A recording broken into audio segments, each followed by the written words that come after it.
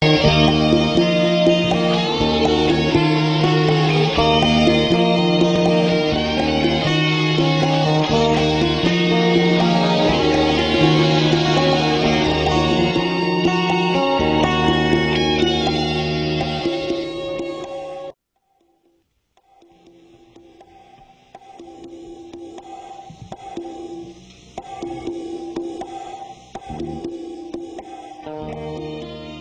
some of our remote viewers have concluded that yes, it's going to happen this time. That we and it will be on the same side of the sun at the same time. And if the remote viewer, and they're getting their information from ETs, from sources within the US government that tell me that yes, they are deeply concerned about it, and they're worried sick about it, and they don't know what to do about it. What could the government or anyone else tell you? What could they say to you? Would they tell you that grab your hat, dig a hole, hang on? He says, oh, it seems to be a rather nice planet, and we know about it, and all we need to do is name it. And then bless his heart, you know, he had never had a heart problem, but within a year he was dead with a heart attack. Incredible race of humans, does have a future, and it is in the stars. Mm-hmm. And we are going out there to reclaim our rightful place.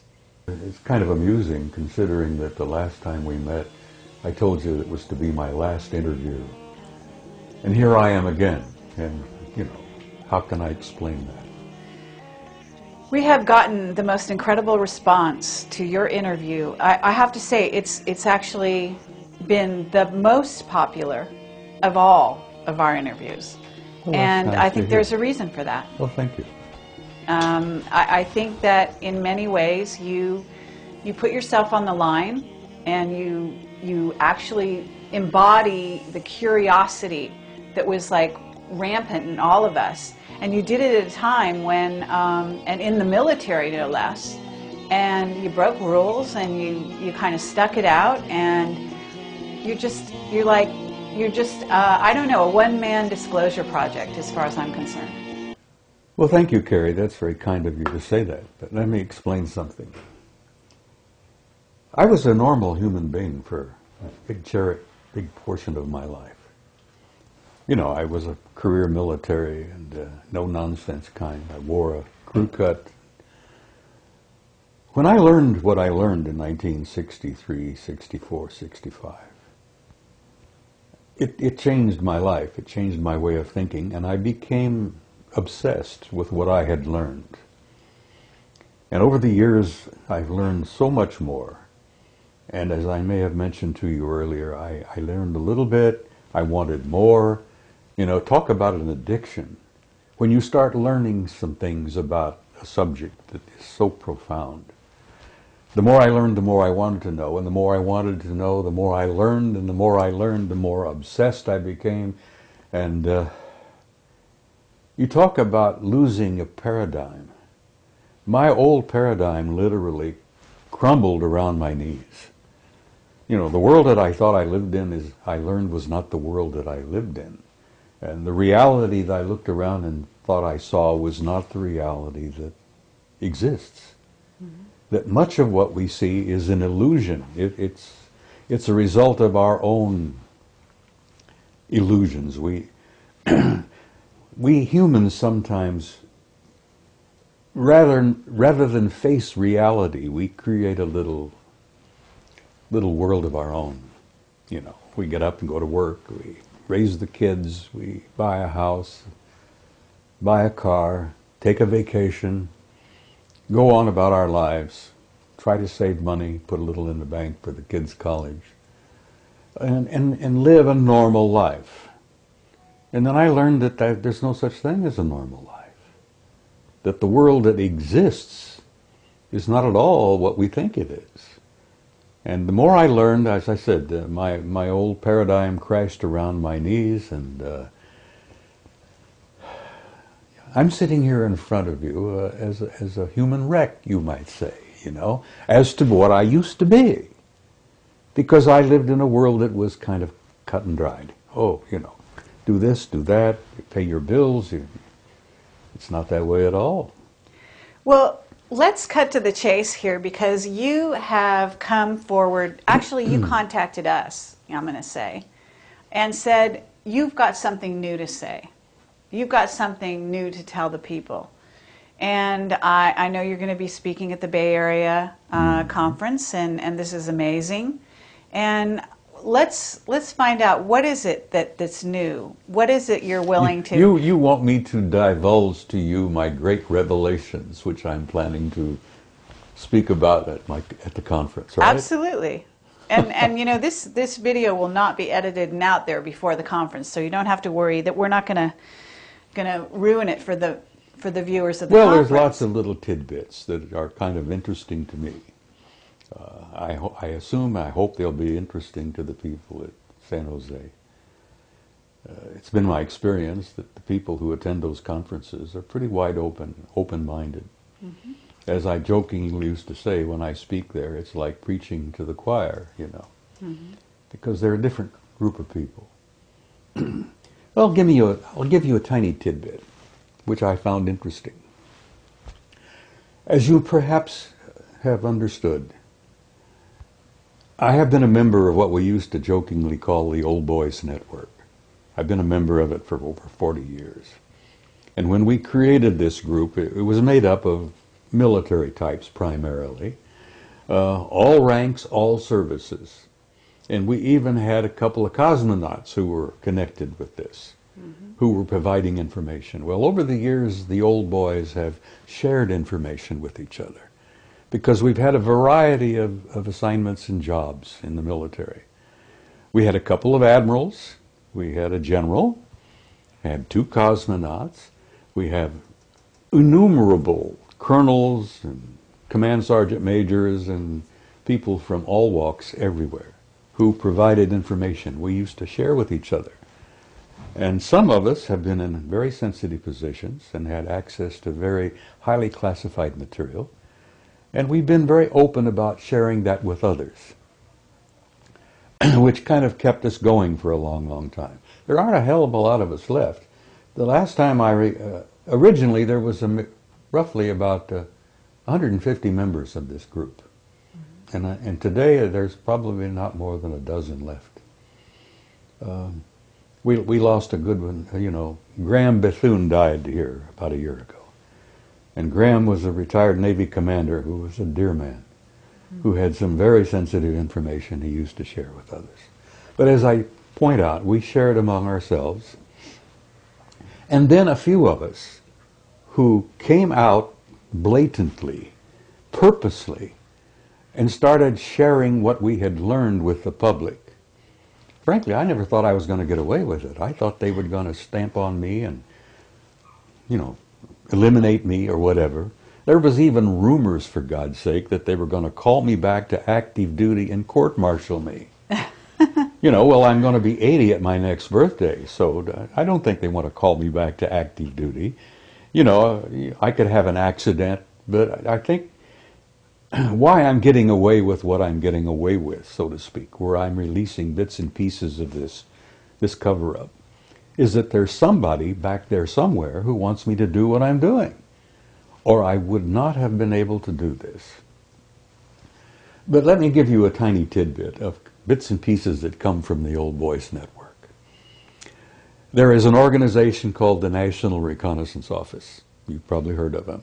Absolutely. A very super secret group. I mean, super secret group among super secret groups. God, we've got so damn many groups now. As I used to jokingly say, when poor old Ike left office, he tried to tell us about the military-industrial complex.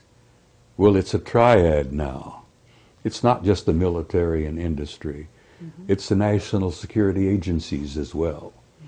So if he could see it today, he'd be shocked even more. Of course, I'm sure he's alive and well somewhere, so he's probably looking down, chuckling. But we are a triad now. The super secret agencies with the military and the industry. It's all like this.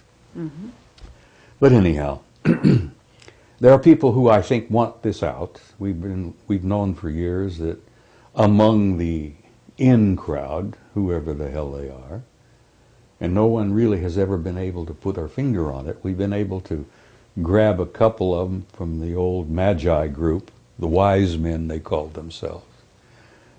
The Magi, you've heard them referred to as the majestic 12. Well, they're a lot more than 12 now. Anyhow, I'm getting away with sharing bits and pieces and tidbits which intrigue me because I think somebody wants some of this out. But the story I was going to share with you is that in the National Reconnaissance Office, about, I guess, 4 or 5 years now, they had for a number of years a series of satellites called the Keyhole system. You've heard of it? Yes. Keyhole. Oh, it was super secret and probably the very best satellite system in the world. Mm-hmm. Well, they probably made it even better now. They could supposedly read a postage stamp from space. Well, there were some intriguing questions being raised by a number of people about what was known as the Ararat anomaly. Are you familiar with the Ararat anomaly? Mount Ararat, Noah's Ark. Okay. And so the guys in the NRO took their keyhole system and focused on the Ararat anomaly, which is, you know, a puzzle. Well, when the word got out, when the pictures finally were downloaded, and they computerized and enhanced them and cleaned them up, and they pushed them on the wall, or they broadcast them on the wall there at NRO, the remarks went something like this, and these are actual quotes. Jesus Christ, it's a goddamn boat. Christ, it's a big boat. Okay, one would say, why would something like that be so highly classified that it is way above top secret? Why would the discovery of a boat on Mount Ararat be classified so high, far above, you know, anything? Anyhow, the story comes out. The reason they classified it is because after they discovered that it was a goddamn boat, a big goddamn boat, they inserted a team of SEALs on the site. Now, that's a term that the military uses to put a bunch of guys on a scene. Right. Apparently they dropped them by aircraft, they parachuted down, a dozen of them or so. They inserted them onto the scene, and these guys spent several days in this goddamn boat. And then they extracted them by helicopters. And when they extracted them, the guys brought with them some anomalous artifacts, which have never been described or named. But those anomalous artifacts is what led to this whole thing being classified not only top secret, but way the hell above. And that's a little bit of information that's come out via the network of the old So are you boys. saying this is Noah's Ark? No one knows what it is. It was originally the Ararat anomaly. But then they discovered that it was a gigantic boat, apparently. But a boat built by humans. Well, it appears to be. Mm-hmm. It's essentially, from what they gathered, wood. Mm-hmm. But it's a work of genius, apparently. It was intricately put together, and it's really... And it survived all these years. Well, apparently. The question, how many years, you know? When was the flood? The last rumor I had was 12,000 years ago. 10,500 BC. When are they saying? I mean, I'm sure you have a theory. Well, the religious implications of it, you see. You know, every ancient culture on the planet has a similar tradition about a flood. And I'm sure there were many Noahs, so to speak, wherever. But the idea that this particular thing is so theologically sensitive that some yo-yo back there at NRO decided to classify it And then they sent the SEALs in, and the SEALs brought back artifacts. Well, there you are, you see. What could they have possibly found in this big wreck that is so sensitive? The question arises, I don't know the answer to that. Hopefully, if the old boy still stays alive a few years, we might find out. I find that interesting, and I share it with people because it gives you an insight into that bunch of nitwits back there that classify everything. Bill, go ahead with your question about Mount Ararat, and then we're going to move on from there. I think it was Charles Berlitz who wrote a book, now this is purely from memory, which was called The Great Ship of Noah. And he published a bunch of photographs. These photographs are on the internet, of something that looks like a ship on Ararat. And there are two versions of this from what I've heard. One is fairly low down, and which is an enormous thing that looks like a whole lot of ship's timbers. And there are persistent reports of another object that's much higher up, way above the snow line, quite close to the summit. And I wondered if you could say which of these, if either, has been picked up by the keyhole satellites and analysed. And when the seals were inserted, did they carbon date the wood? Oh, I'm sure they must have, but I haven't got any information on that. My guess is, Bill, that the seals were inserted on the one on toward the top, up above the snow line. That's the indication that I got, that that was the one that they went in, they landed, they dropped, they parachuted in. Spent a number of days up there, apparently. But what they brought back in the terms of anomalous artifacts is the thing that intrigued me. Why would they classify it so far above top secret? But that bunch of nitwits back there, and I've known some of them over the years. I've worked with some of them. And I think they are a bunch of damn nitwits. You know, there's no damn reason why they've classified so much. Mm-hmm. What year was this when the SEALs were sent in? About 5 years ago, from what I can gather. Really? Yeah. That's bizarre. Well, the Keyhole program was really big in the late 90s. Now, I'm sure they've got satellite programs that are even better now.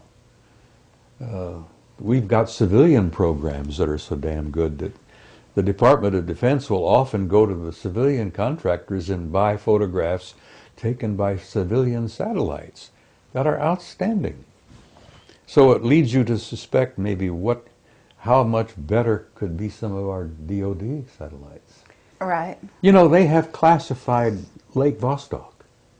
They took it away from JPL, who was monitoring it, and, you know, with satellites and all. You're familiar with Lake Vostok in Antarctica? No. Oh, no. Oh, God, that's a sensitive story in itself.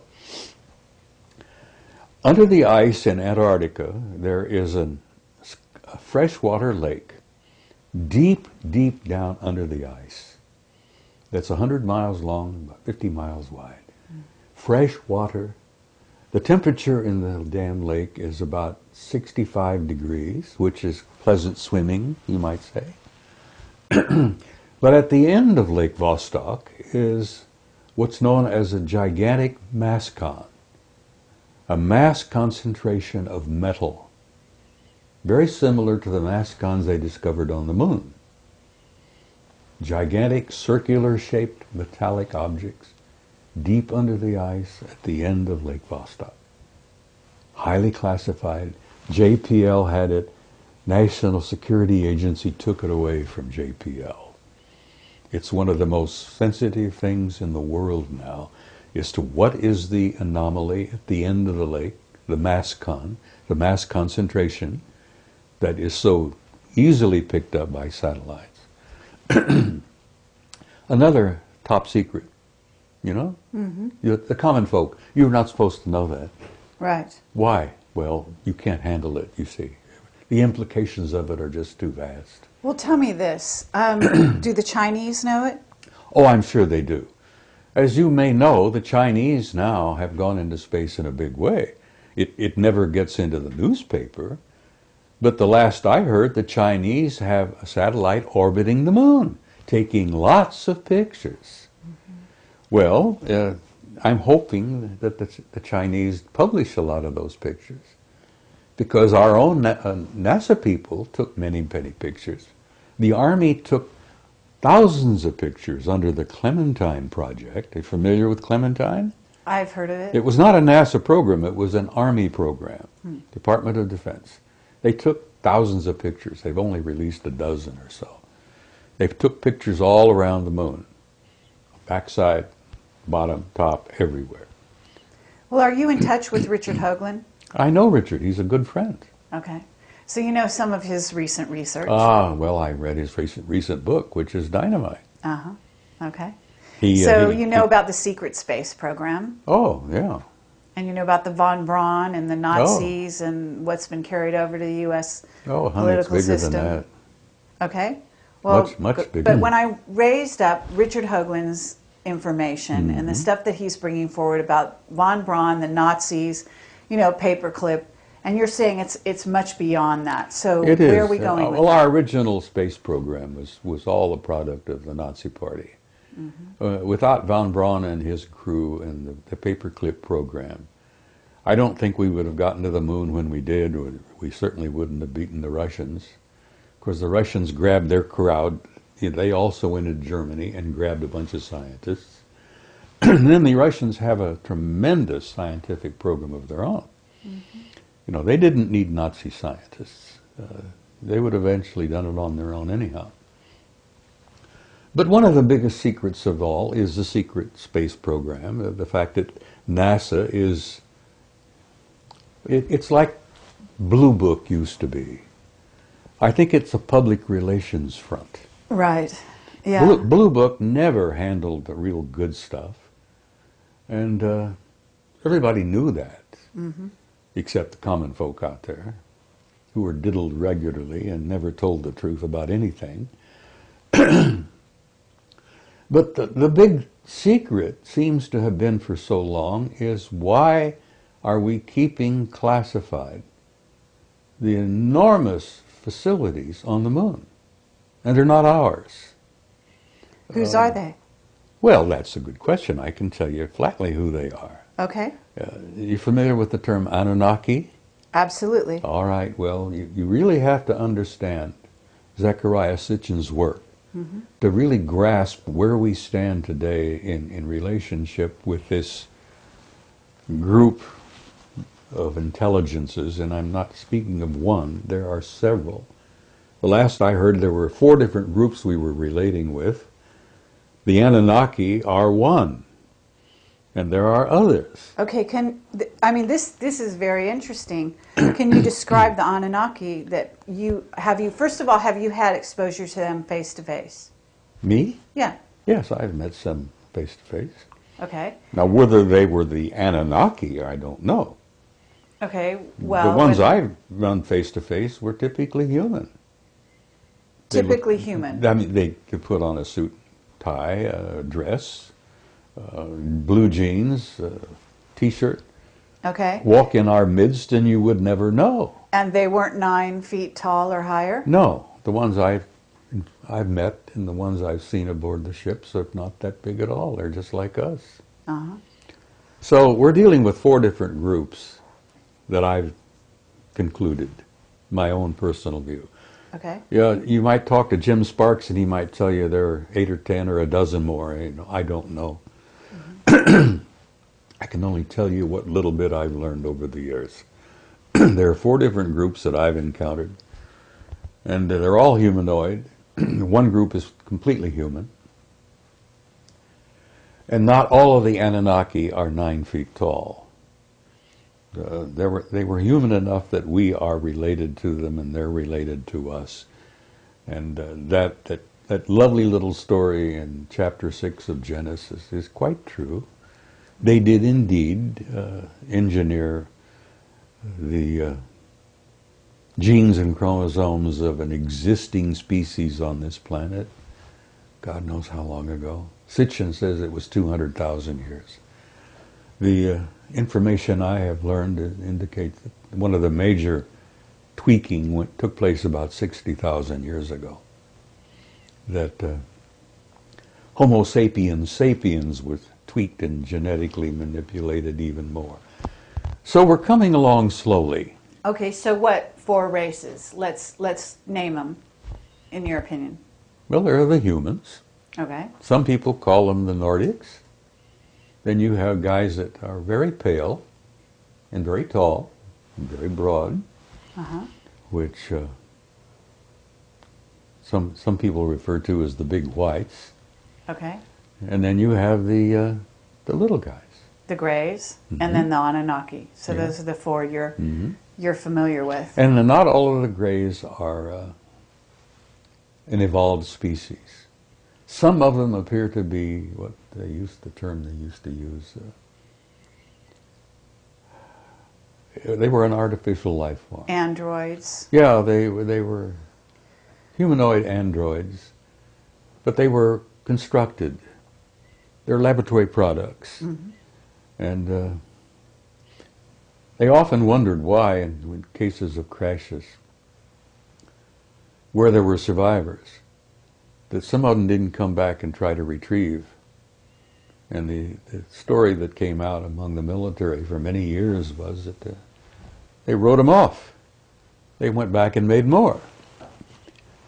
Now there are some people who say, well, they don't have a soul. Well, I run into human beings that I began to wonder whether they had a soul. But Okay, there so are 2 types of Greys from what I've learned. There are the little guys who would appear to be laboratory products. And then there are the 6-foot Greys, whose eyes are more round. And they're not really gray, they're just sort of a chalky off-white color. And they seem to be an evolved race all of their own. And I think those are the ones that probably ran into Betty Hill and Barney at the incident many years ago.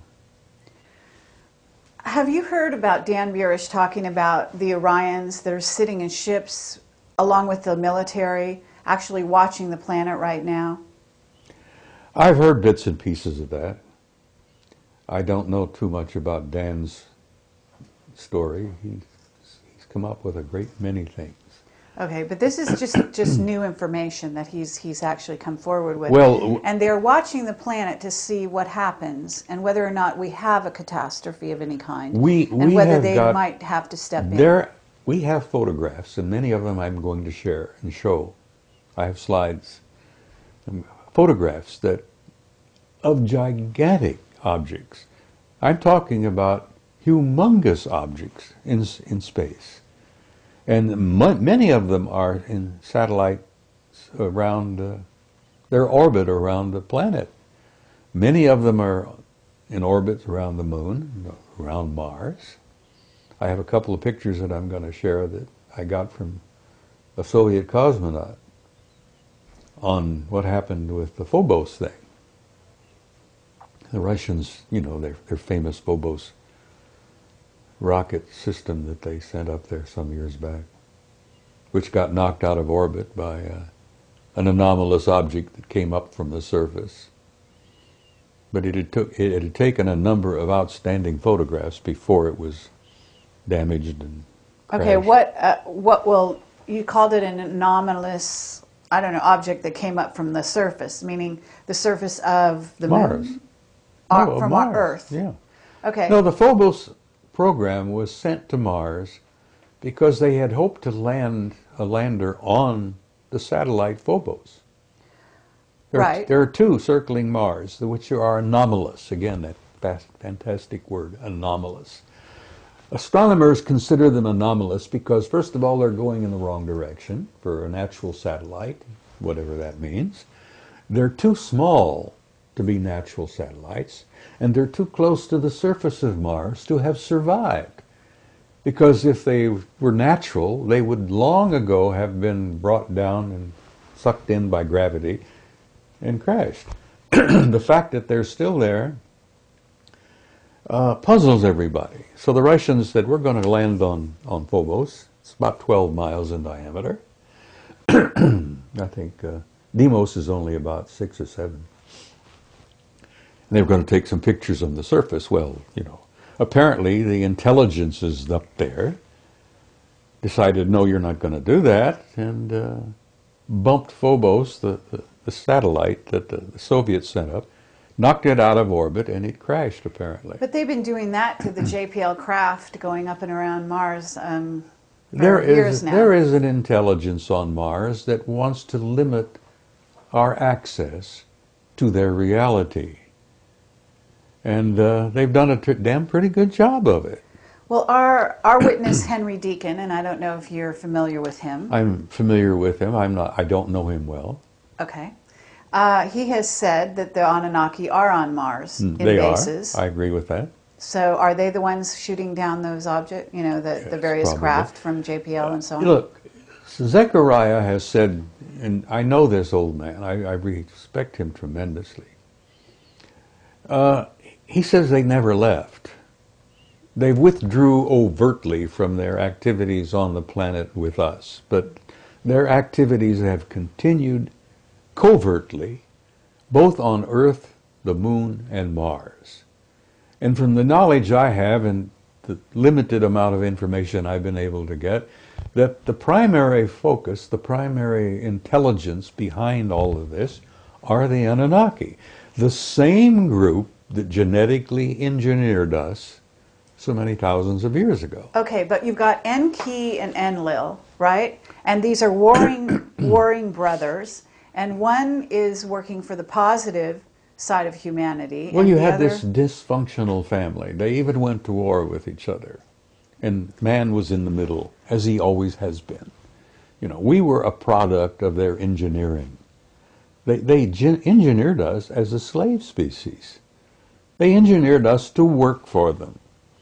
But aren't they still at war? Apparently there is still, and some of our remote viewers, and I know a few of them, I've done a little of it myself.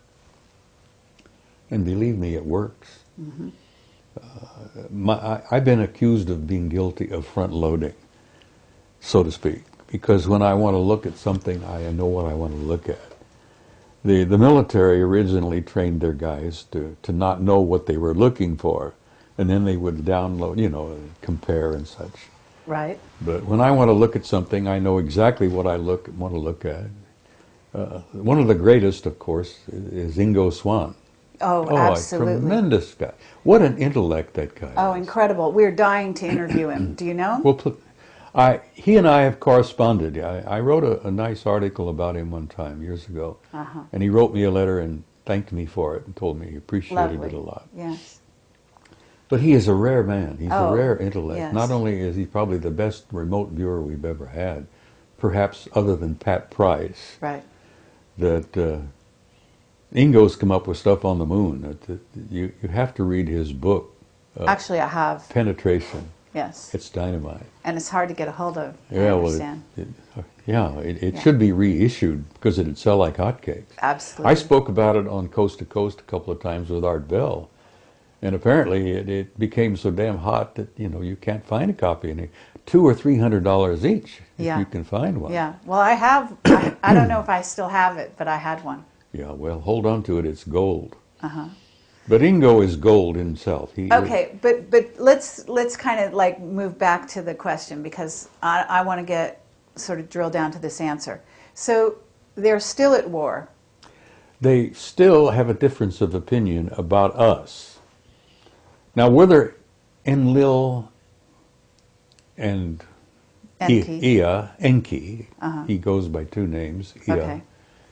whether they still are alive or not, Right. with the genetic geniuses that they have been, that they are, they can genetically manipulate, they ingeniously genetically manipulated their own chromosomes, DNA, till they literally have become practically immortal. Now, I wouldn't be a bit surprised that Enki and Enlil may still be alive. Mm-hmm. Maybe they're running around with a cane like I do and grunting and groaning. They got the great grandkids doing the running, and I don't know that, and I'm sure that no one else does. But apparently the factions are still divided. And the one side wants to use us, as they always did, and the other side wants to give us the opportunity to be our own species, to chart our own future, and to to determine our own lives. Mm-hmm. And there apparently has been difference of opinion going on.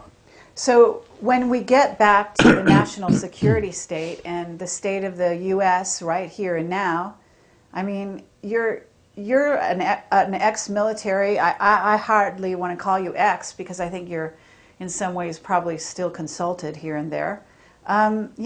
We're about to go to war with Iran. What's your perspective on this? We're not? No, we're not. Okay. And that's my opinion, for whatever it's worth. Sure. I have a half penny in my pocket that I don't believe that we're going to have a nuclear war because I don't think the custodians will allow it. Right. The planet is too valuable. It's too rich a reservoir of life.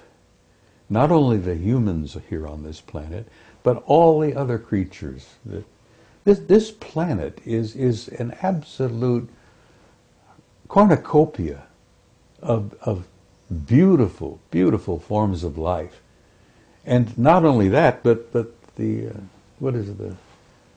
the fauna and the what's the other term? Flora. The flora. Uh-huh. The flora is infinite almost. Yeah. No, the planet's too valuable. Okay. They've got a lot invested in planet Earth, and they're not about to let it go to a nuclear war because they have the power to see that it does not happen. And I want to tell you something else. You've heard this old rumor about the Prime Directive? Mm-hmm. Bullshit. It doesn't exist. Right. Okay. They have been interfering here, breaking the so-called Prime Directive over the centuries, so thousands of times. They have been interfering, according to our historical records, back to ancient Greece. They probably had a hand in that damn dust-up at Troy.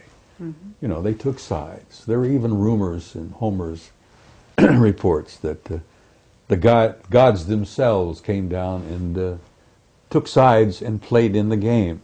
To them, it's a game. Right. Well, the Bhagavad Gita, if you're familiar with it, it's I mean, filled we with go it. in. The Vedas are filled with it, you see. Absolutely. Richard Thompson is a genius. He's written a book about it. Ah. Alien Identities, it's called. Okay, I'll take a look. Read it if you get a Yes, chance. I'd love Richard to. Thompson.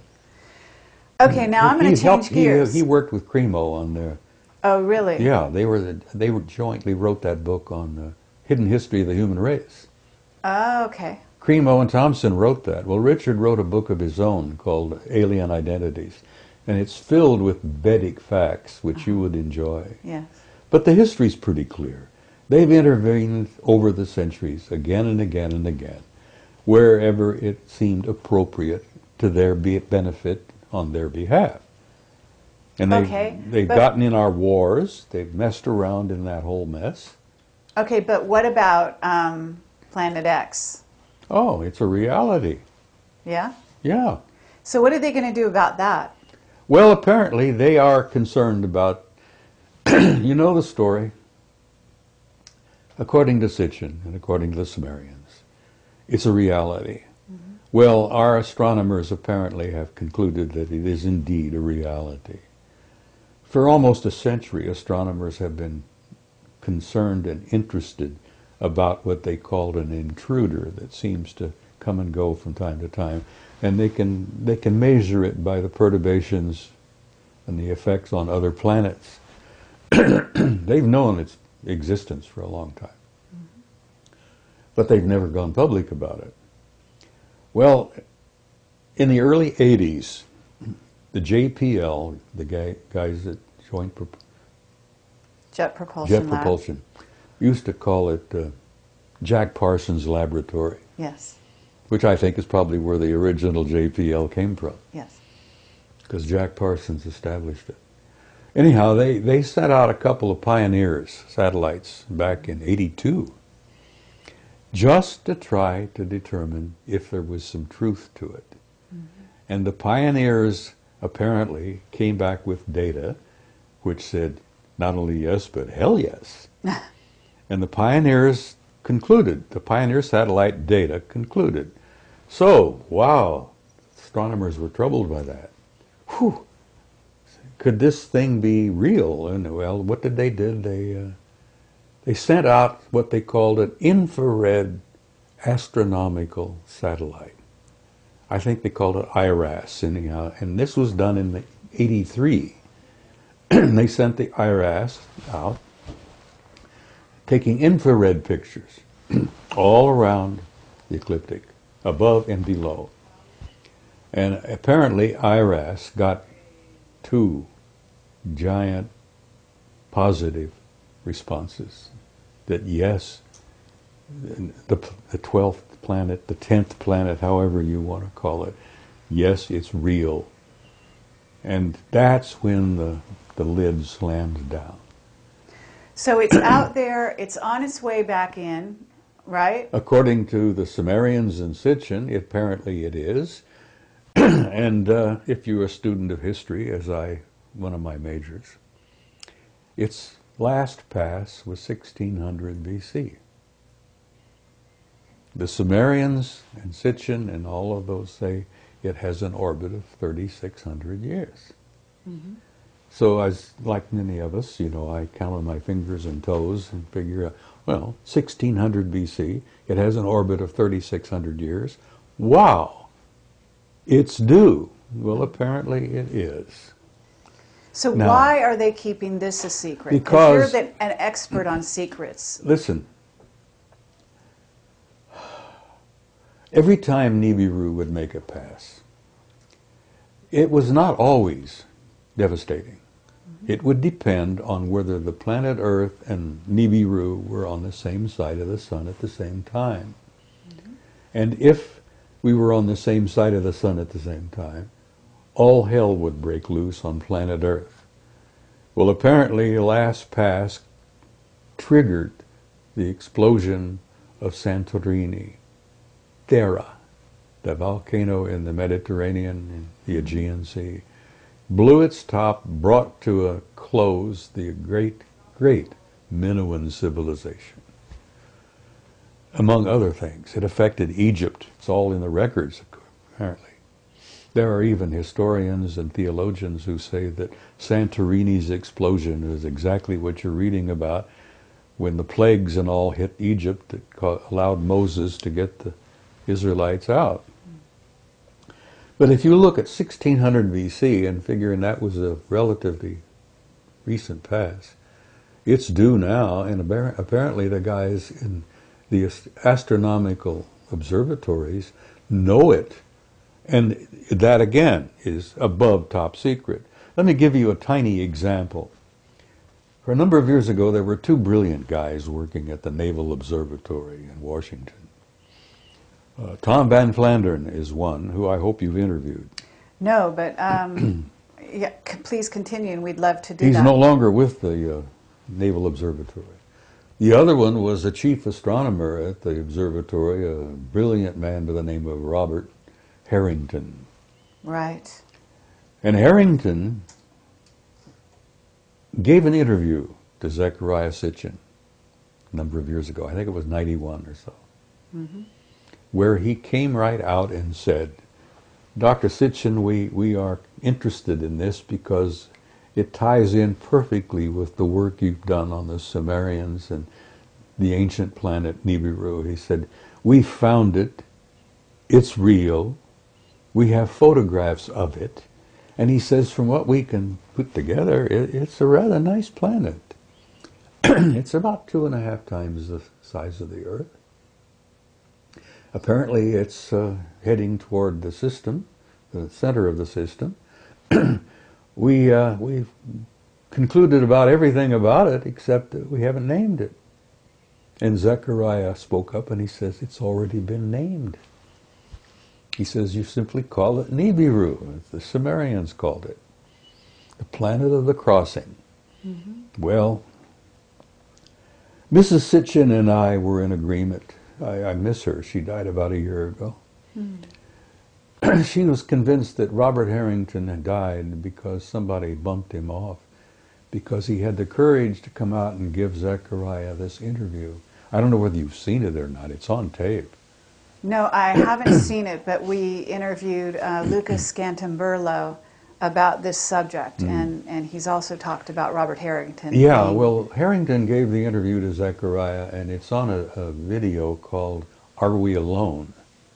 And I think you can pick it up at the conference here next week. Okay.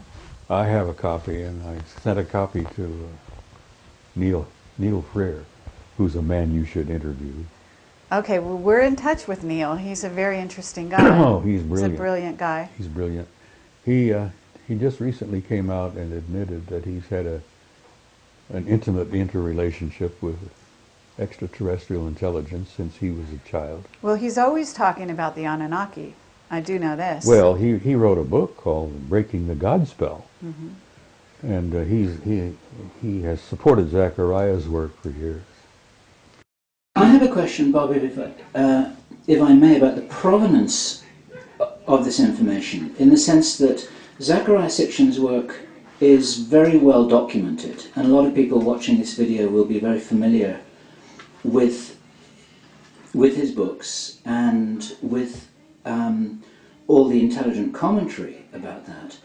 Are you saying that you have additional information based on your contacts within the Old Boys Network, or are you doing a neat presentation of... Many of my conclusions are my own, and they, in many respects, correlate perfectly with Sitchin's work, which is, Neil has told me, he says, Zechariah really should get the Nobel Prize.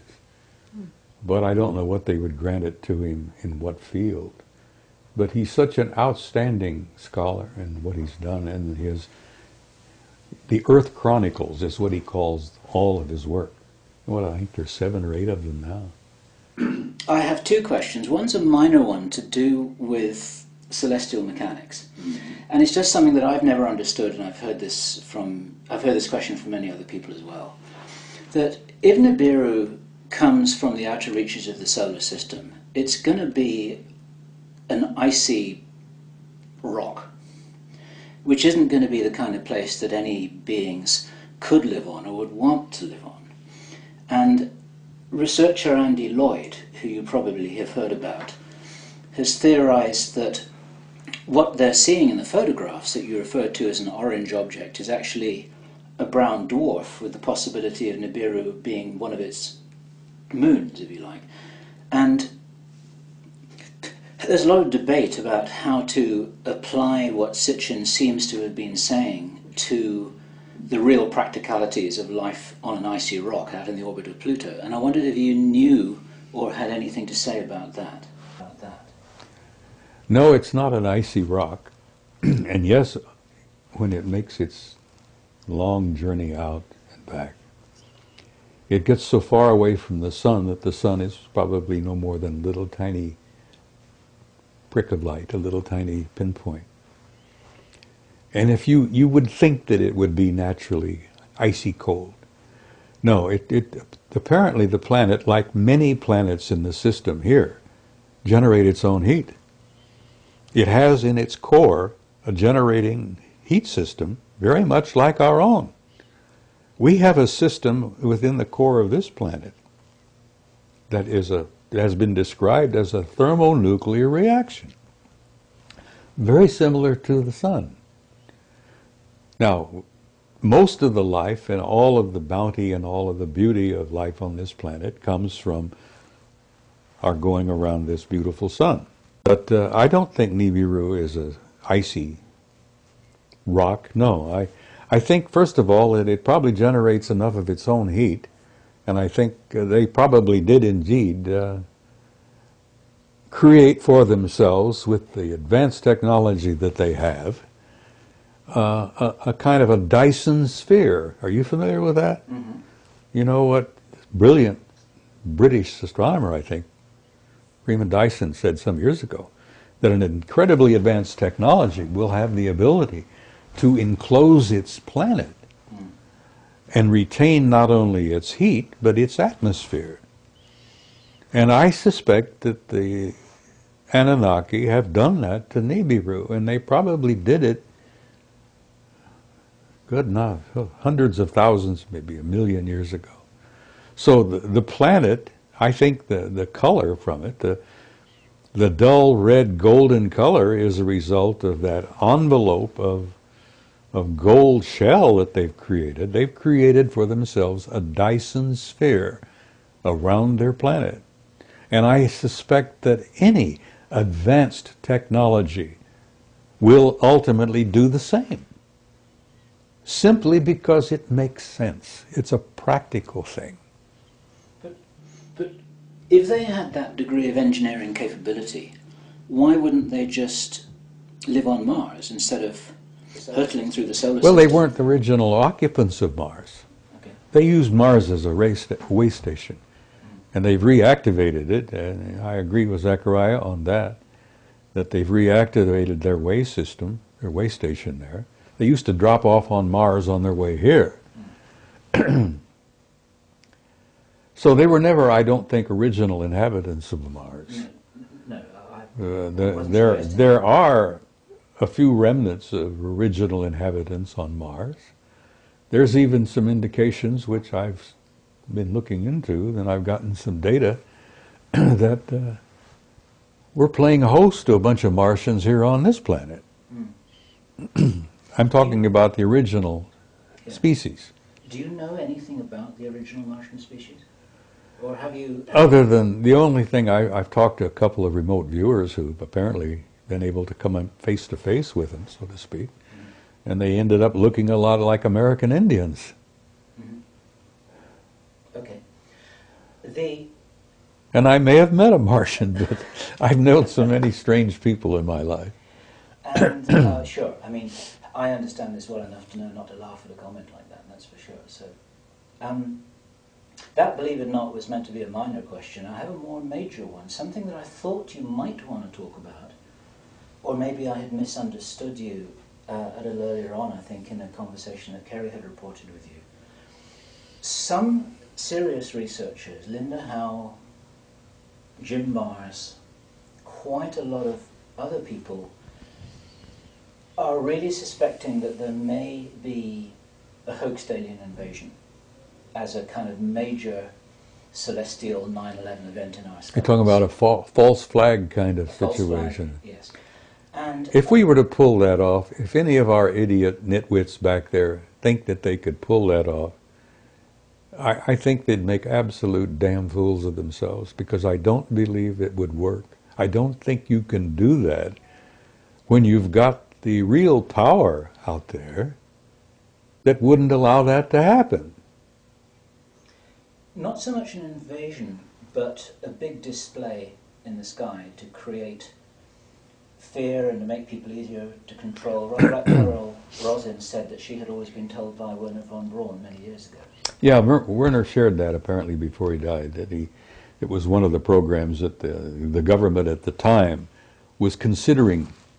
You know, they've had these little plots they've been working on all the time. This war, that war, the stock market crash, this, that, you know, all these little magician things that while I'm showing you this hand, I'm picking your pocket with this one. They may have had that in mind at that time, but I don't think they're thinking of it seriously now, because I think that our so-called powers that be, which is a joke, are in such close relationship and collusion with the real power that it would never work, that they would never allow it. It's like they're not going to allow a thermonuclear war. Yeah. There's too much valuable real estate here. Not just this rich gold mine of human genetics.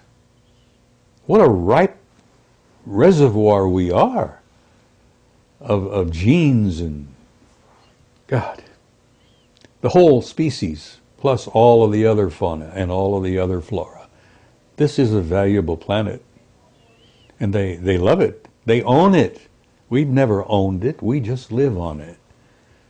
They farm us, so to speak. God, Charles Fort was right to some degree. We are property. And we're going to remain property until we reach a point where we can literally stand up and say, all right, we're going to do this now ourselves, and prove it to the universe. We're dealing with a universe filled with life, and most of it is so far beyond our own. I used an analogy one time, and I said, they look upon us like we look upon headhunters in New Guinea. Now, you've seen the films, you know, History channels and all the rest. They're naked, they're running around with these stupid things on their penises and, you know, bones through their whatever. Pathetic, sad, primitive, savages. They're not to be feared. They're not to be abused. They're to be nurtured and cared for. Well, the difference between some of them out there and us is the difference between us and these poor guys in New Guinea and those rainforests out there. Now, I joked about that, and then I learned later that that wasn't really a very accurate comparison. I learned later that I didn't even come close to an appropriate comparison. That the real comparison between many of them out there and us is closer to how we feel about the chimpanzee. And Bill, if you allow your mind to take those trips, and I know you do, there are creatures and life forms out there that are literally godlike. A lot of the remote viewers who've encountered them, and I've seen a few of them myself, look upon them as transcendentals. They manifest as living energy life forms, forms of light. They're the same kind that appeared when Jesus was walking around. Probably the same kind of guys that showed up with poor, Joseph Smith. I didn't know the history of the Mormon faith. Poor Joe had an event one time happening in his bedroom where two brilliant, beautiful, tall, glimmering, glistening beings of pure light appeared in his bedroom. Those are transcendentals. Now, the difference between them and us is between us and the rhesus monkey. So I think I'm getting close, maybe not, but I'm thinking I'm getting close to an analogy that may be more realistic. You know, I have nothing but hope because I'm an immortal being. I'm an infinite life form.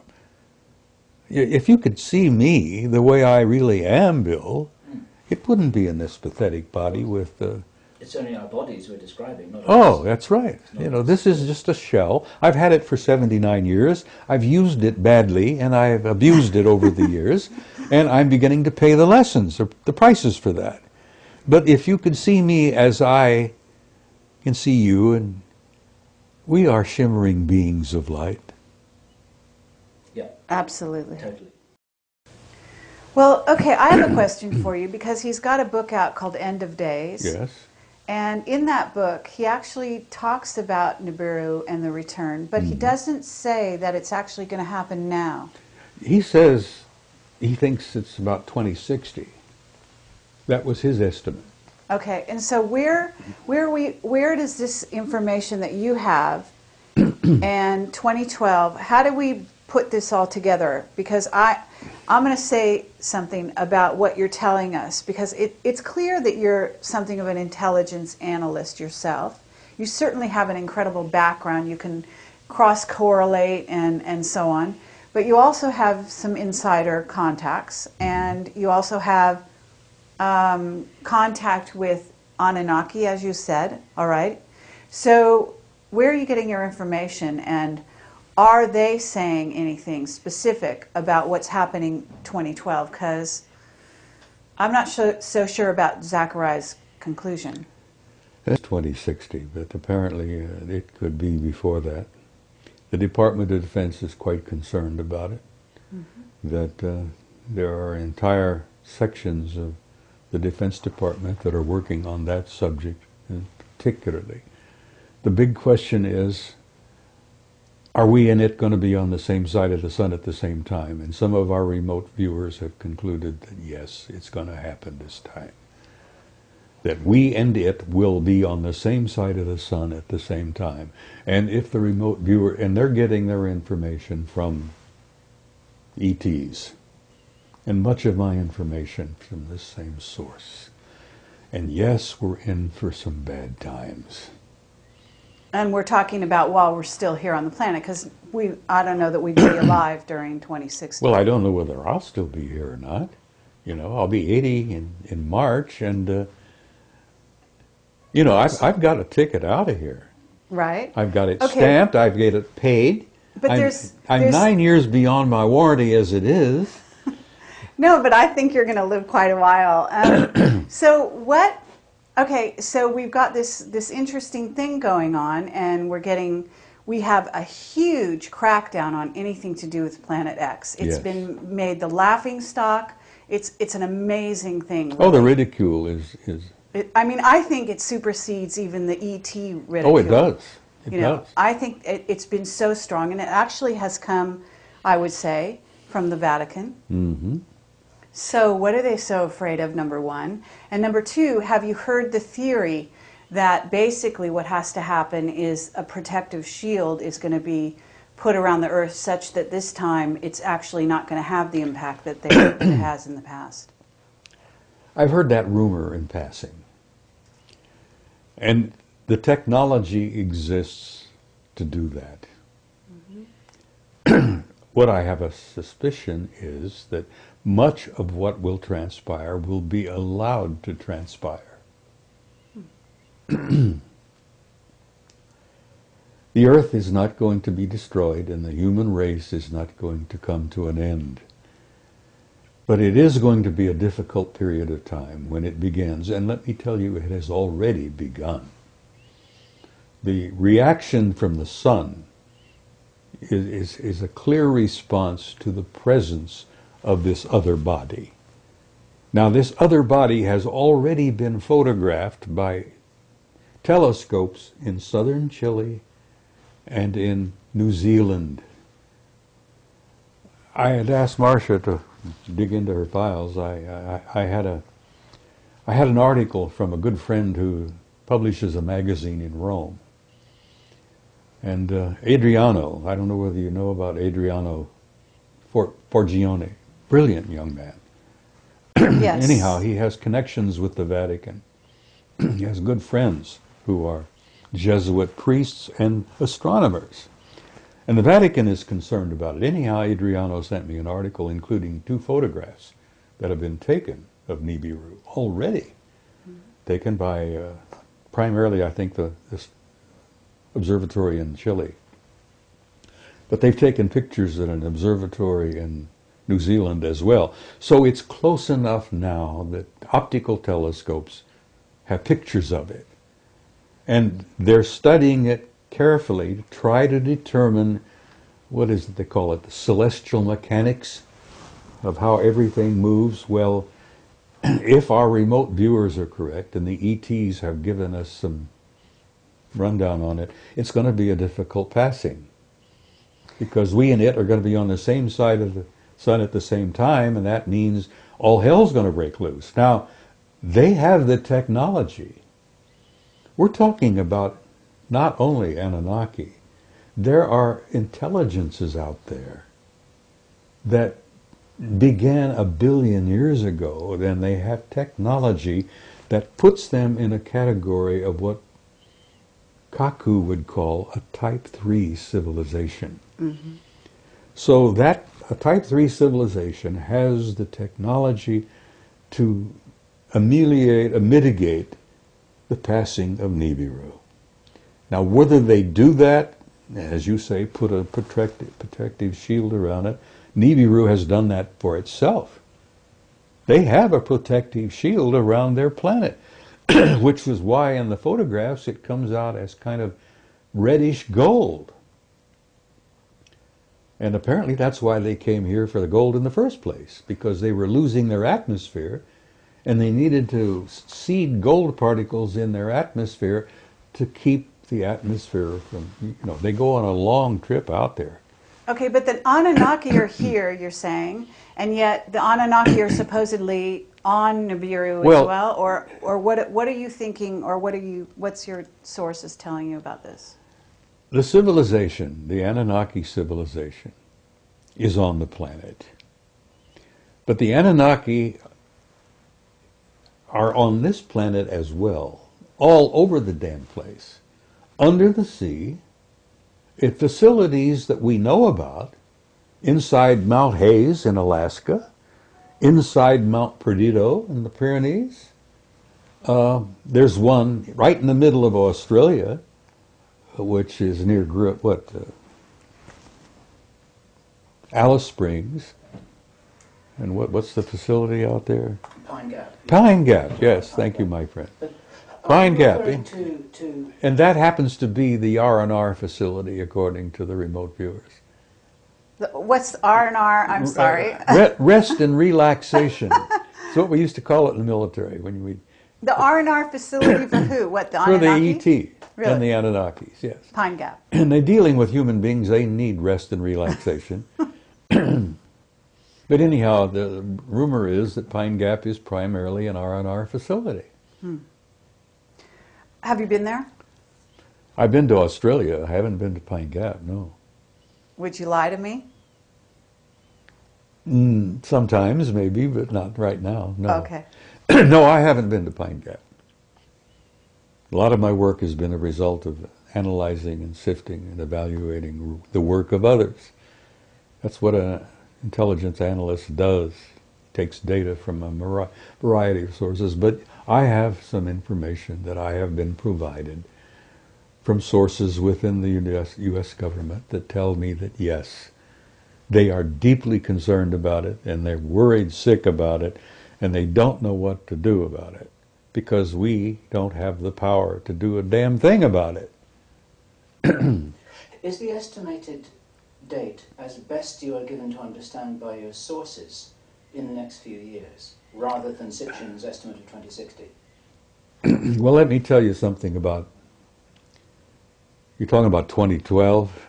I'm talking, well, there are some serious Planetx researchers who say that we'll see the thing next year, and the thing's going to start. I think you may see it next year, but I don't think you're going to have the hell breaking loose until maybe about 2020. You're going to have a build-up of factors. It's not going to happen all of a sudden, just like that. You're not going to go out the front door and all hell's breaking loose. You're going to see a series of events taking place involving our geologic structures. You're going to have increased volcanic activity. You're going to have increased sunspot activity. We're at a low right now. Mm-hmm. But you're going to see tremendous sunspot activity. You're going to see tremendous geologic activity. The ring of fire will probably erupt. Now, these are all going to be clues that all hell is coming, You're going to have storms. The cyclones have been getting worse, and the hurricanes have been getting worse. You're going to be having hurricanes showing up in places that they really haven't troubled us for a long, long time.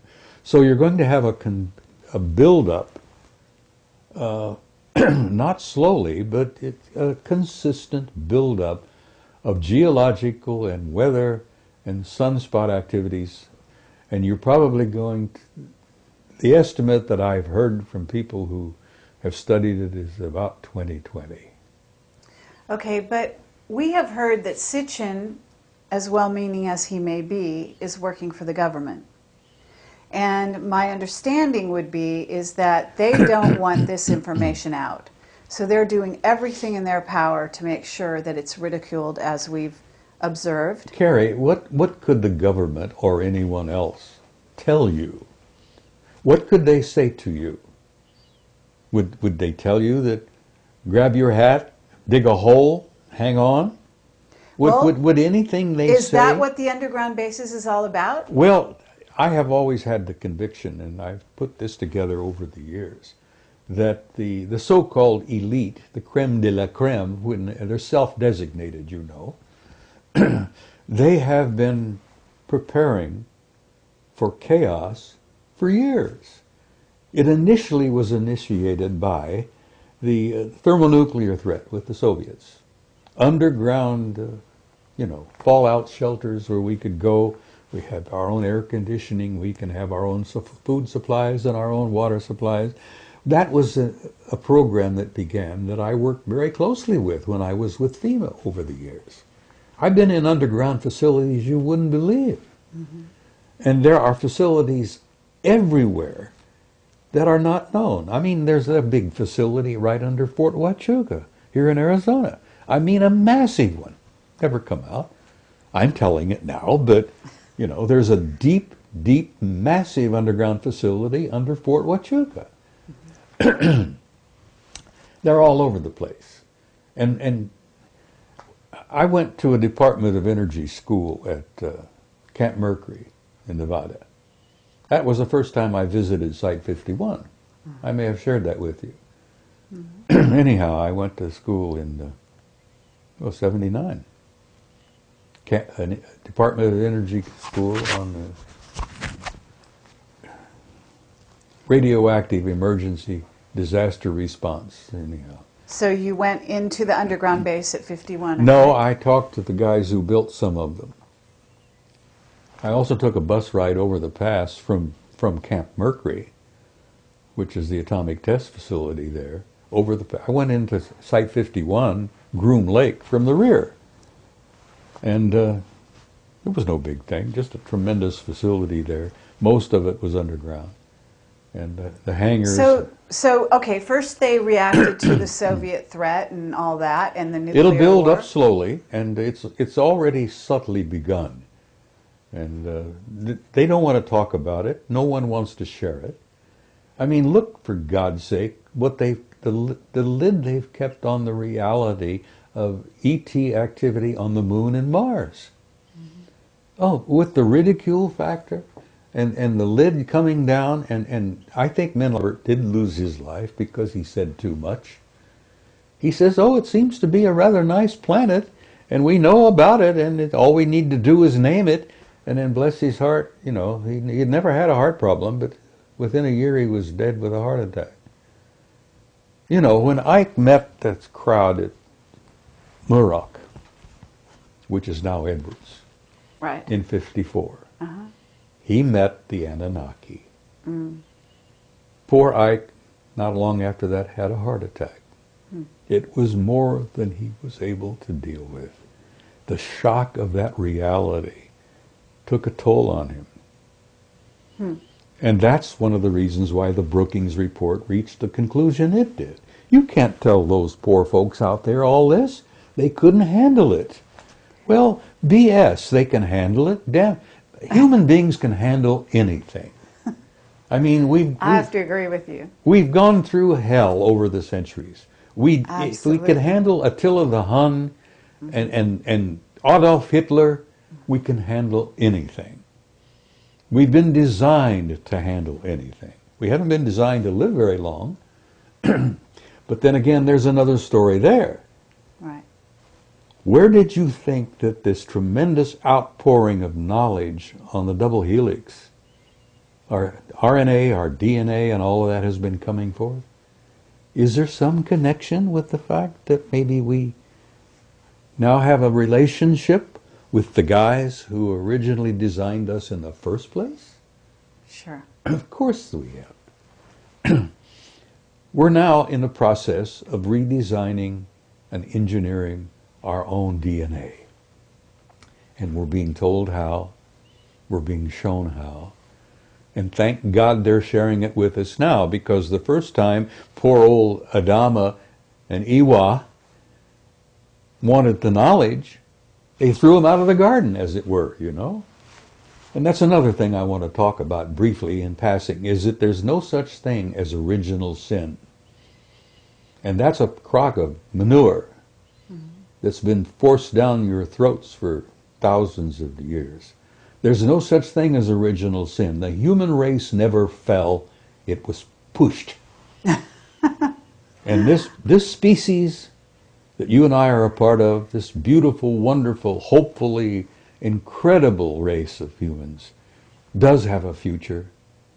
And it is in the stars. Mm-hmm. And we are going out there to reclaim our rightful place, where we should have been in the first place. Okay, and this gets into the secret space program and terraforming, because there is some terraforming going on, preparing for what might happen if Nibiru comes through and if the Earth is in such a state.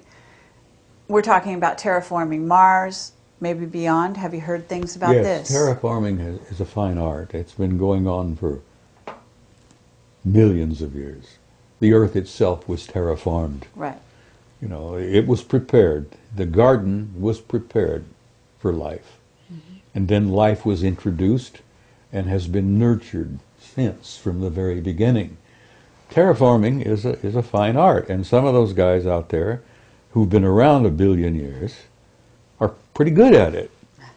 So, you see, I don't know whether they're planning to re-terraform us after Nibiru passes, or are they going to try to help alleviate the damage in the meantime?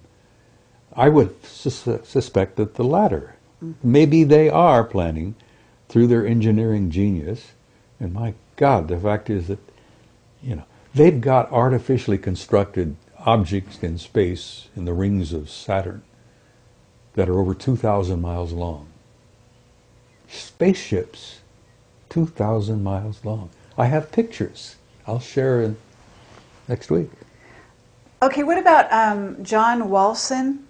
You know, are you familiar with his pictures of the craft around the sun? I've heard of it, but I haven't seen them. Just wondering.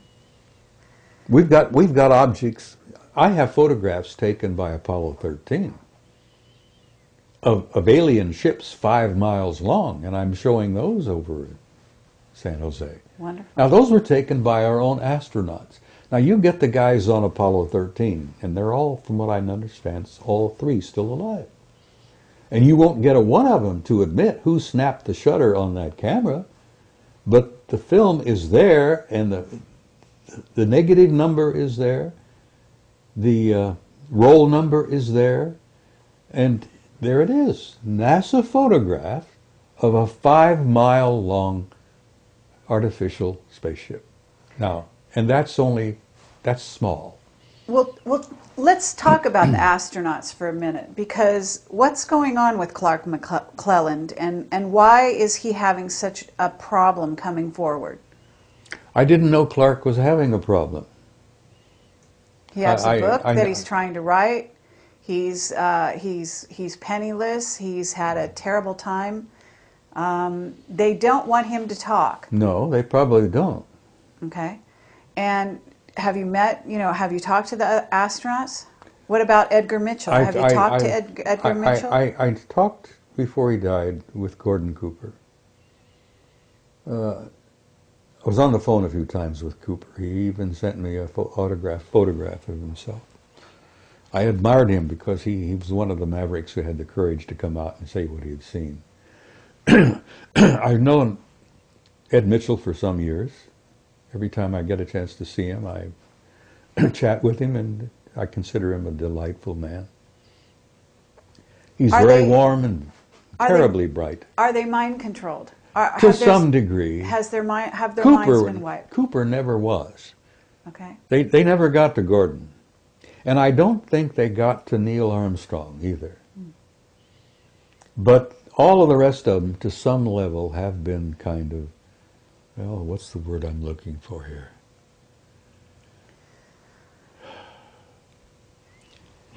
They have been conditioned not to speak. And in some cases, they may have been hypnotically affected to not remember. Dark mission, Hoagland says, and the evidence is pretty clear, that they hypnotically debriefed, is what they call it, But supposedly they were hypnotized to help them enhance their memory and to recall. And apparently some of them had been hypnotically advised not to remember certain things. As much as I admire Ed Mitchell and respect him, tremendous, wonderful guy, he has admitted publicly in front of other people that his time on the moon, walking on the moon, was kind of vague. He can't recall everything. And of course,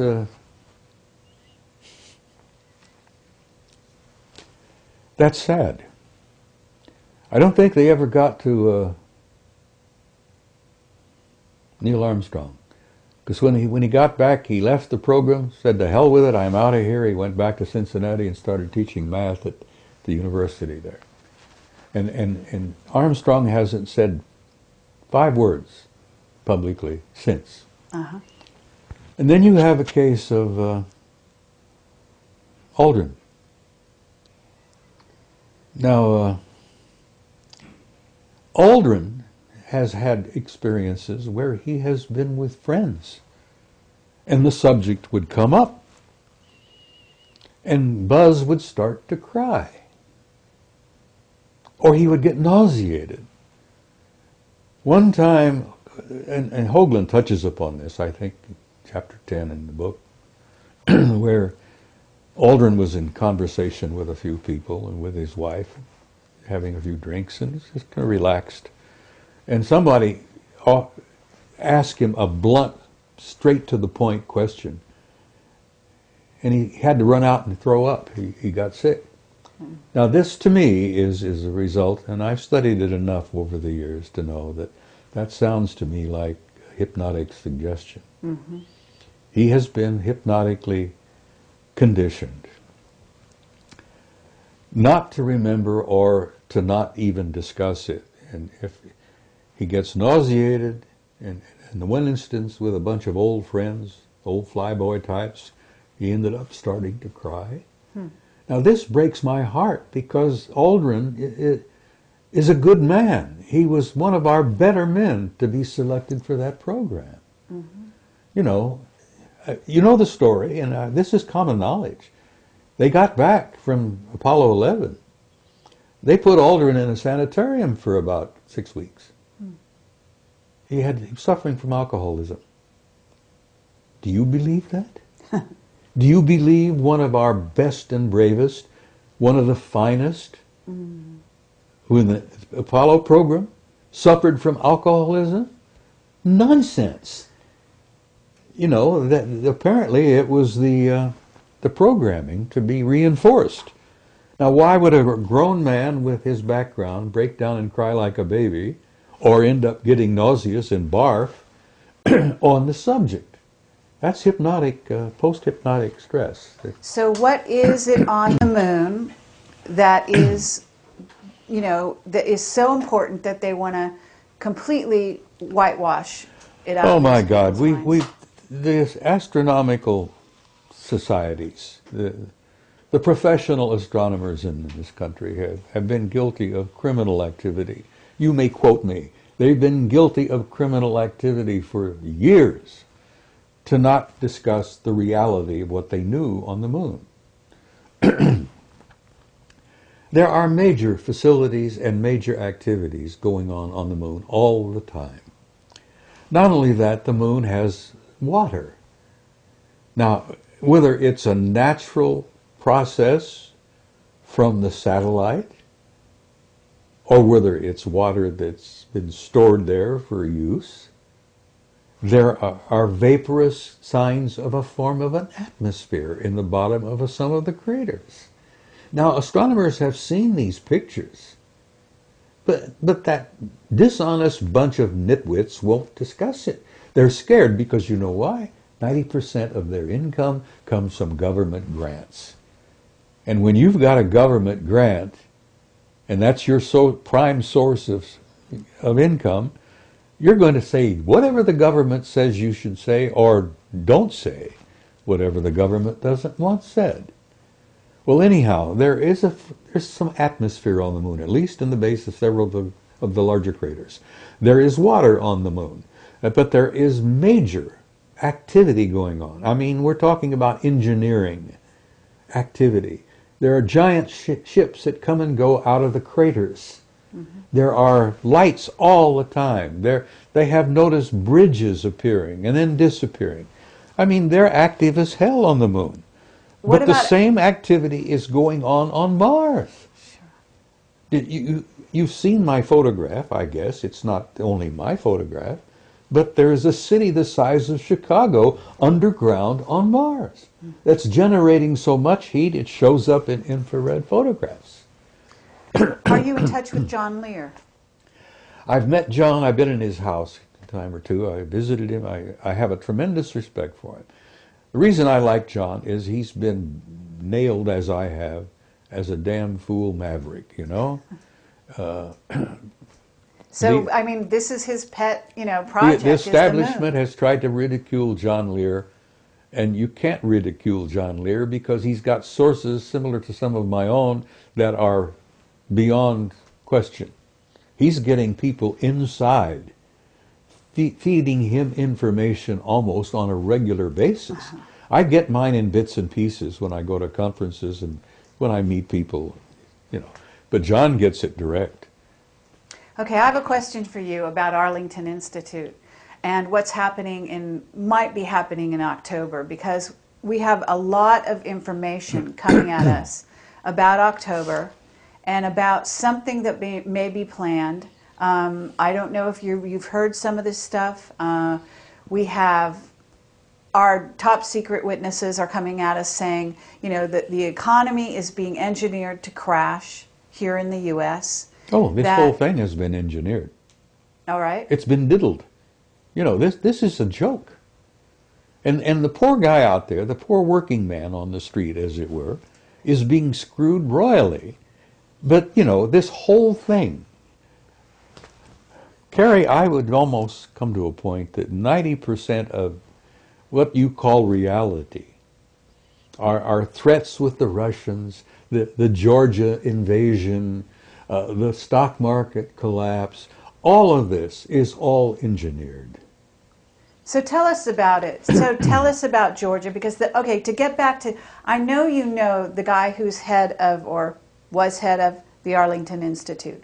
They are sending out a newsletter inviting people to tell them what dreams and visions they're having about October, because October has become such a hot month in tracking. There's something called Half Past Human. Have you heard of them? In passing, just they're doing, they do language. They track with web bots all over the internet, basically tracking where a language is going. They've been doing it since '98 with computers and so on, and they were able to chart, like before 9/11, this huge raise in consciousness, that some event was imminent. What they're getting from October is the same thing, only something even more long range in its effect. Well, I have a tremendous respect for John Peterson. He's brilliant. All right. I've known him so for if some years. Arlington Institute is suddenly asking for people's dreams and visions about October, why are they doing it? Marcia is more in touch with John now than I am. He's a computer person, I understand. I won't touch the damn thing because, as I told you earlier, I enjoy my privacy. And if you're on the World Wide Web, you don't have any privacy. Okay, so anyhow, I agree with you there. So, okay, but you know him, and here I'm just basically, you're saying this thing is engineered. So what happened in Georgia? What do you know about it? Oh, it was all engineered. Okay, so the Russians, were tipped off? The president of Georgia did what he did just to lure the Russians in. Right. And he went in. The Russians could not have ignored him, for God's sake. He invaded one of their little, So what's the purpose behind it, though? We know what happened, but why? I think, what could the purpose be other than to detract people's attention from this over here to this over here? Okay, and while our economy was falling around your knees, we're all paying attention to the Russians invading poor little Georgia. Okay. Well, the Russians didn't invade poor little Georgia. They went out and whacked the president of Georgia's little pee-pee, as it were, stopped that, and they pulled back, you know. Right. That was, you know how the magician works? He gets you in front of his, you know, he's Very got, good, and yes. he's doing this with this hand while he's picking your pocket with this one. That's right. And that's what the government is doing. And when I say government, it's not the government you think you got. Mm-hmm. It's not the, you know, God, that's all a facade in itself. Mm-hmm. The government we've got is probably being totally run by the Anunnaki. Because there is a power beyond power that's pulling the strings. Right. They call them the Illuminati, but there are guys above the Illuminati that are really in power. Okay, but we're told the Vatican is behind a lot of it, and that, in other words, the Vatican is behind what's going on in the U.S., that there's a plan, and you've got the Anunnaki. This is not a positive plan, okay, to take down the Well, U.S., they think it is. Do you think it is? Their ultimate idea is, yes, a positive idea. Okay, what is it? A one-world government. Oh, right. Of Absolutely. course that's what they want. Right. And they're going to have it eventually. Absolutely. Now, you can have a positive one, But the growing government, pains, right? the growing pains that we go through before we get there, it's going to be pretty horrendous. Not only are we going to have to put up with this crap with Nibiru, which is a real thing, but this growing process that we're going through to end up eventually with a one-world government is going to be painful as hell. And there's going to be a lot of blood on the streets before it's over with. Sadly enough, that's in my opinion a fact, and that's being manipulated from a very high level. Okay, but we have white hats in the U.S. government that are actually trying to prevent this, are they not? We have some good men and good women who are well aware of what's taking place and what's transpiring, and they're trying to modify, ameliorate, is that the right word? To make this growth pain as painless as possible.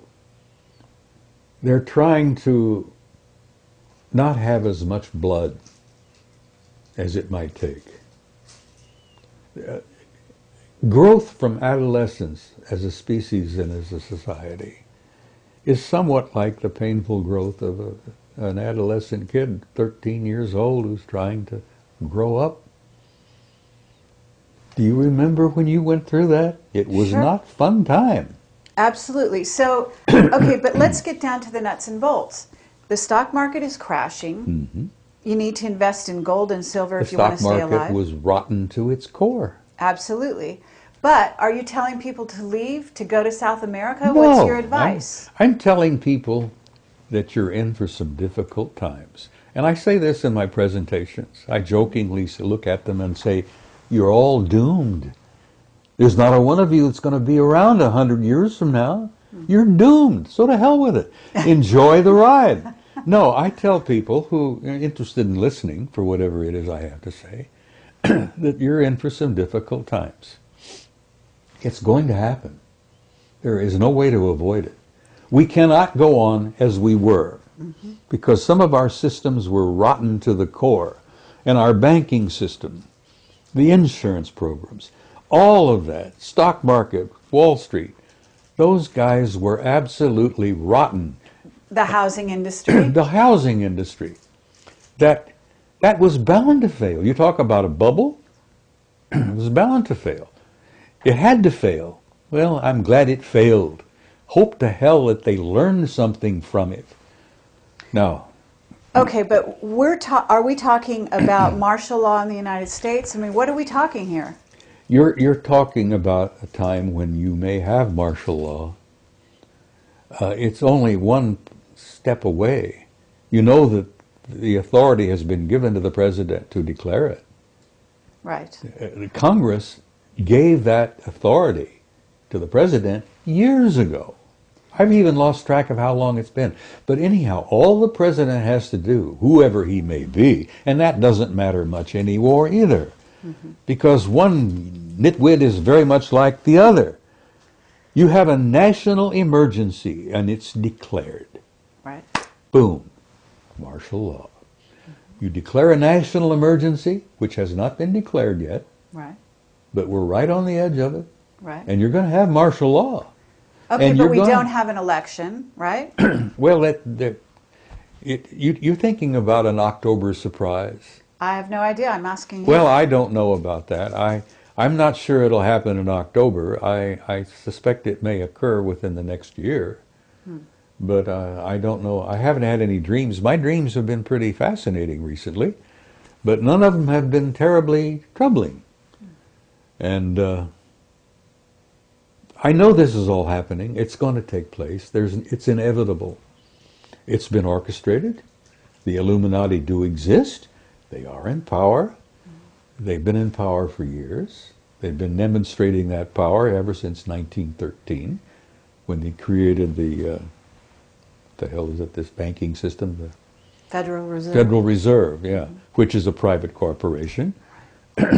We lost most of it in 47. I don't know whether you were aware of that, but that was a big year. National security became everything.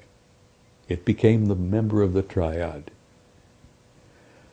47, we declared, we made the National Security Agency.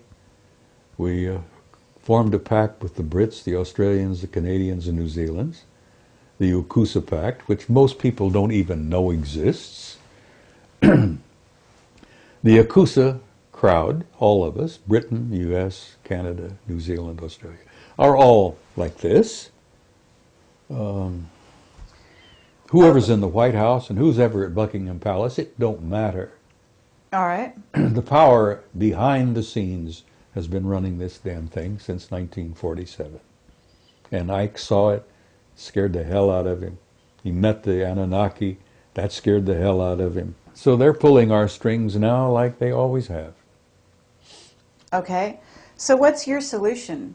What would you tell people? I mean, in facing the future, in trying to reinvent the future, certainly Marsha's working with people to become enlightened, to She's doing apply. a tremendous amount of work to help people make this transition.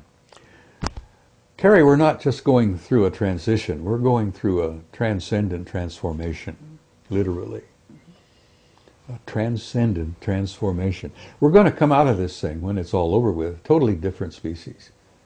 We're not going to be the same people we were in the past. And that's good. And it's going to hurt, and it's going to be painful. And I tell people, and I've said this repeatedly, don't get too uptight about it. You've been through hell before, you're going to through a bit of it again. But once it's over, once you've made that transition, we're going to have, hopefully, a new world, a new future, a new beginning. And I think that's the end of the great year that we're going through. We're going through the end of a 26,000-year cycle. And I tell you, 2012 don't matter. First of all, Christ was born 7 years before. And this is a fact. And if you don't believe me, get Sir Lawrence Gardner, who's probably one of the best historians we've got working today. Lawrence Gardner's got the facts. Jesus was born in 7 BC on the 1st of March. Now, if you want to count from his birth, like we supposedly have been doing, add 7 years to 2008. You end up with 2015. That's pretty close to what 20... So you're saying we're actually in the year 2015 now? No, we're in the year 2015 right now. Right. So Yes. that means that Nibiru, when you say it's coming in 2020, is actually due in about 5 years. Probably. So we're looking at 2013 by our calendar. Well, no later than 2017. I'll throw 2017 out. Okay. And you can take that to the bank. 2017. Now Okay. that, that'll give or take a year or two, because the celestial mechanics, they haven't really worked it all out yet. We've got computers you wouldn't believe, but they're still trying to feed in some of the data. So is one of the remote viewers, you're in touch with Ingo Swann? I haven't been in touch with Ingo for some time, but Carrie, I've been doing some remote viewing. Right. I've even had a couple of out-of-body experiences. Mm-hmm. I've been doing a lot of meditating. When you step into that world, there is no time.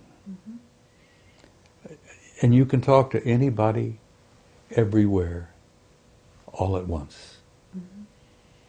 And now, that sounds silly to anyone who doesn't understand what I'm trying to say. Mm-hmm. When you step into that realm of timelessness, and you remote view, and you step out of your body, and you go into altered states, and you meditate, you're in a timeless, infinite reality that people communicate. You'd be shocked and amazed at the wealth of information that's out there just to tap into. The old ones used to talk about the Akashic record. Mm-hmm. It's real. It's real. And it isn't just about the past, because, Carrie, there is no past. Nor is there a future. There's only an eternal now. And a physicist sitting here in this room would say balderdash, because they wouldn't grasp for a minute what I'm trying to talk about. But old Ingo would. Yeah, absolutely. Well, I've been some of those places myself that you're talking about. I knew it, you see. And so I have to say you're absolutely right. And it's incredible pleasure for us to hear this from yourself. And I would like to, at this time, just open the floor and say, is there anything that we haven't covered here that you would like to talk about? And then, of course, we would also like to invite Bill to ask you some questions. We've danced around on a whole bunch of things for the last hour. I enjoy it. I enjoy chatting with you two guys. You're pleasant people. Mm-hmm. As I say, I'm an old codger, and you plug me in and turn me loose. There's no telling where I may end up. I've been around 79 years this trip. I've made a dozen or two previous trips, which amazingly I remember quite a bit about. When you start going into that timeless realm, you step into that infinite, which we're all part of. Memories of other lives come flooding into you sometimes. Mm-hmm. Oh God, the things I've seen, the things I've done, the places I've been, this life, are kind of shocking. The things I've done, the places I've been, and the lives I've lived before are beyond belief. I'm not boasting. This is not a boast. Mm-hmm. But I'm an old soul. I've been around on this planet a long time. And I amazingly remember it. Some of the memories I would rather not remember, because they're painful. Mm-hmm. Hell, I have memories of Sumer. I knew the Anunnaki back then. Worked with them. I was one of their products. I know them now. And I don't have any fear. And in bringing this to a close, I would like to say to whoever is watching,